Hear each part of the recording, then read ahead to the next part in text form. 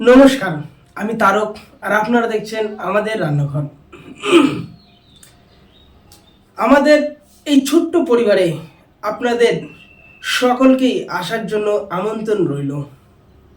তাহলে চলো দেখে নিন আজ আমি এই ছোট্ট পরিবারে কি রেসিপি নিয়ে আসলাম। আজকের রেসিপি হচ্ছে পেঁপে, আলু, ভাদাল আর বড়ি।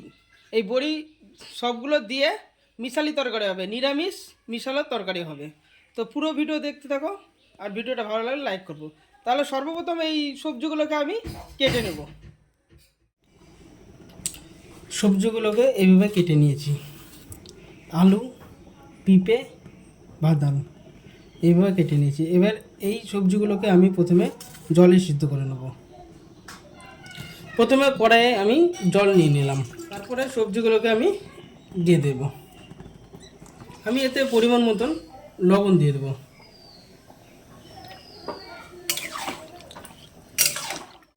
দিয়ে ঢাকা দিয়ে রেখে দেবো সিদ্ধ করার জন্য।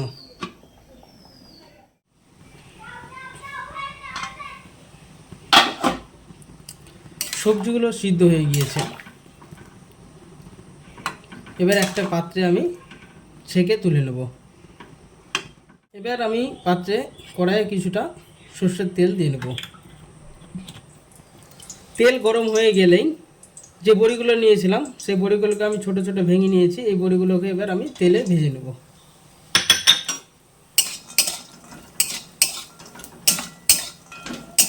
বড়িগুলো ভাজা হয়ে গেছে, এবার আমি বড়িগুলোকে তুলে নেব। ওই কড়াইয়ে আবার কিছুটা তেল দিয়ে দেব। তেল গরম হয়ে গেলে কিছুটা সম্বারা, 3 টুকরো শুকনো লঙ্কা, কেটে রাখা কিছুটা লঙ্কা দিয়ে দিলাম। এখানে আমি দিয়ে দিলাম কিছুটা আদা বাটা, 1/2 চামচ জিরার গুঁড়ো, সামান্য পরিমাণে একটুখানি জল দিয়ে দেবো, আর পরিমাণ মতো হলুদ গুঁড়ো দিয়ে দেবো।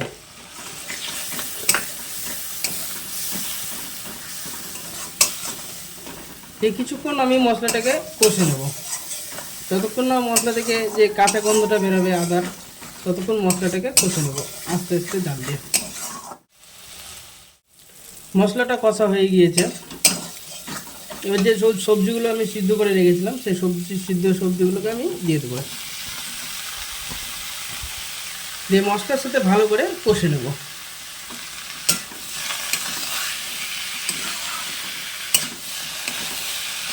মশলাটা কষার জন্য এখানে সামান্য পরিমাণে জল দেবো।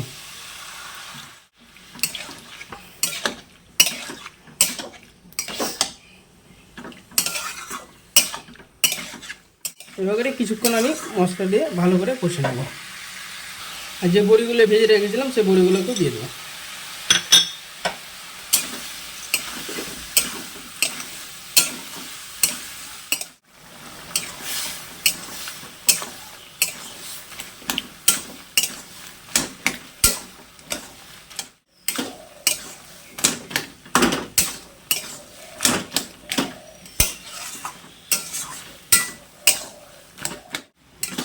তাহলে সবজি আমার রেডি। এবার আমি গরম মশলা দিয়ে নামিয়ে নেব।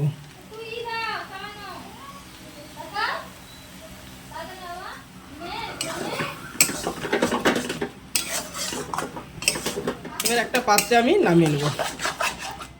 তাহলে আলু, পেঁপে আর ভাদাল দিয়ে তৈরি করলাম তরকারি, নিরামিষ তরকারি। তো ভিডিওটা ভালো লাগলে সবাই লাইক করবে, শেয়ার করবে, কমেন্ট করবে আর চ্যানেলটিকে সাবস্ক্রাইব করে দেবে। তো আজকের মতন ভিডিও এখানে শেষ করলাম। দেখা হবে পরের ভিডিও। সবাই ভালো থেকো, সুস্থ থেকো।